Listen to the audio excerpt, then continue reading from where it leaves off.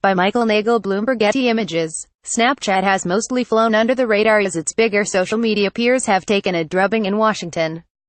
Unlike Facebook or Twitter, which found their platforms manipulated during the 2016 election, Snapchat isn't really a social network. The ephemeral photo and video messaging service isn't set up to allow information to go viral. Its Discover platform, where users can slickly produce video clips, relies on collaborations with trusted and vetted news outlets. The potential for fake news, which has plagued other tech platforms, is strictly limited. It's a huge advantage at a time when Silicon Valley is under fire. And it's one that CEO Evan Spiegel was more than happy to tout in an opt-for Axios on Wednesday, even as his company struggles to win over investors in the public market. Social media fueled fake news because content designed to be shared by friends is not necessarily content designed to deliver accurate information, Spiegel wrote. Snapchat's algorithms are superior, he argued, because they're based on your interests, not on the interests of friends, and to make sure media companies also profit off the content they produce for our Discover platform.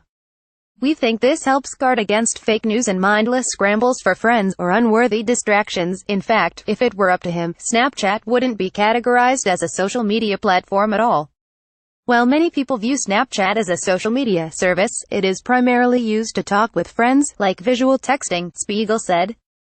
Snapchat began as an escape from social media, where people could send photos and videos to their friends without the pressure of likes, comments, and permanence. Ironically, Spiegel's solution to fake news necessitates dialing back the clock to a time before social media altogether.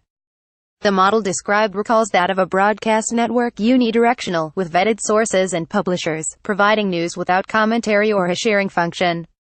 But there are marked limitations to that approach if the content viewers see is finite and comes from a pre-selected list of partners, and if users aren't able to seek out news on their own outside the confines of the app. Snapchat could arguably have its own filter bubble problem.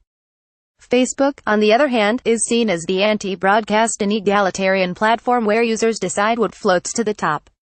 While that means that Facebook as a platform is easier to abuse, it has also made Mark Zuckerberg's company immensely more profitable per user. Snapchat, meanwhile, has struggled to flourish on the public market, and the timing of Spiegel's article is not coincidental. On Wednesday, Snapchat announced the specifics of a redesign of its app, which Spiegel hopes will reverse a plummeting stock price and satiate investor expectations. The new app, Spiegel said, is better for users than a social media platform, and is intended to separate the social aspect of the platform communicating with friends from media, the news-consuming discovery feature. The combination of social and media has yielded incredible business results, but has ultimately undermined our relationships with our friends and our relationships with the media, Spiegel explained. We believe that the best path forward is disentangling the two by providing a personalized content feed based on what you want to, not what your friends post. On Discover, algorithms and machine learning will personalize stories for users based on their viewing habits alone, rather than their friends' behavior. More than 80 media partners will produce exclusive content for the platform, but humans will still curate the news that appears on Snapchat in the first place, Spiegel said, which could exacerbate its filter bubble issue. Spiegel argued that Discover's model will yield premium content. We think this helps guard against fake news and mindless scrambles for friends or unworthy distractions, he said, but it's a bit disingenuous. Snapchat has repeatedly come under fire for the salacious, clickbaity headlines in Discover, which it tried to eliminate earlier this year. It isn't much of a reach to interpret Spiegel's musings, and, by extension, Snapchat's entire redesign, as a shot at Facebook, which has been shamelessly copying Snapchat's features over the past year, integrating stories into each of its standalone apps, and adding in functionalities like face filters and messaging streaks that mimic Snapchat's own. But what makes Snap truly unique, albeit less profitable, may ultimately prove the basis for a more stable product in the long run.